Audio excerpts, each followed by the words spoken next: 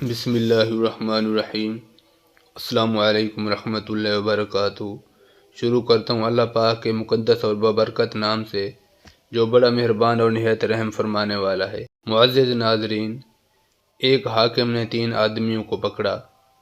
ان میں سے ایک باپ تھا، ایک بیٹا تھا اور ایک اس کا برادر اللہ یعنی برادر نسبتی تھا، یعنی بیوی کا بھائی تھا، اور حاکم چاہتا تھا کہ ان تینوں کو قتل کروا دے۔ جب اس آدمی کی بیوی کو یہ اطلاع ملی تو وہ حاکم کے دربار میں آئی اور اس نے آ کر خوب اودھم مچایا کہ میرے گھر کے 3 افراد ہیں اور تینوں کو اگر آپ قتل کروا دیں گے تو میرا محرم کون باقی رہے گا؟ میں پھر زندگی کیسے گزاروں گی؟ جب اس عورت نے ایسی باتیں کیں تو حاکم وقت نے کہا، اچھا، ان تینوں میں سے تم کسی ایک کو چن لو، میں اس کو قتل نہیں کروں گا، باقی 2 کو قتل کر دوں گا۔ اب لوگ یعنی توقع کر رہے تھے کہ یہ اپنے بیٹے کو چنے گی، کیونکہ ماں بیٹے کا رشتہ ایسا ہے کہ ماں ہر حال میں اپنے بیٹے کی حفاظت کرتی ہے۔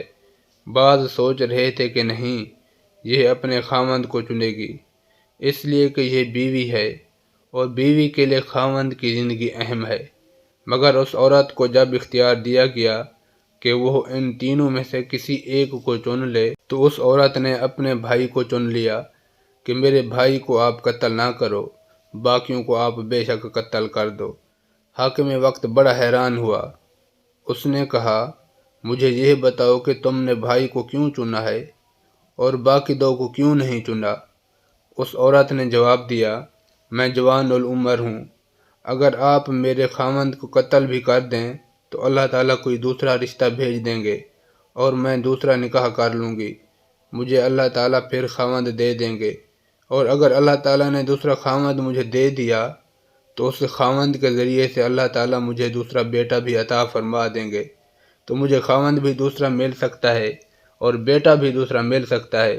لیکن میرے ماں باپ دنیا سے فوت ہو چکے ہیں اور میرا ایک ہی بھائی ہے، اب مجھے کوئی دوسرا بھائی نہیں مل سکتا، اس لیے میں نے اپنے بھائی کو چن لیا ہے۔ اس عورت کی اس بات کا حاکم کے اوپر اتنا اثر پڑا کہ اس نے تینوں آدمیوں کو معاف کر دیا اور قتل کا حکم واپس لے لیا۔ معلوم ہوا کہ بہنوں کو بھائیوں سے ایسی محبت ہوتی ہے جو اٹل اور پائیدار ہوتی ہے۔